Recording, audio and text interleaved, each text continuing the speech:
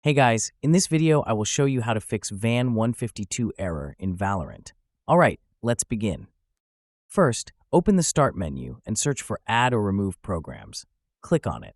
In the list, find and uninstall Valorant, Vanguard, or Riot games if they are present. Click the three dots next to each and select Uninstall. Repeat the process for all three if needed. Next, open the Start menu again, search for SD, right-click it, and choose Run as Administrator.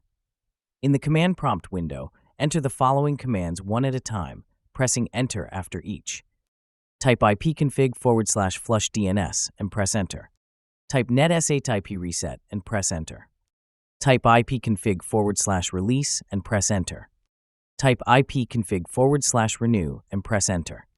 Type netsh winsock reset and press Enter. These commands will reset your internet settings and clear out any network conflicts that could be causing the VAN 152 error. Once all commands are completed, restart your computer. After rebooting, head to the official Valorant website, download the Riot client, and reinstall Valorant. So that's basically how you can fix VAN 152 error in Valorant. And that's it for this video. If you find this helpful, consider subscribing and giving this a big thumbs up. Thanks.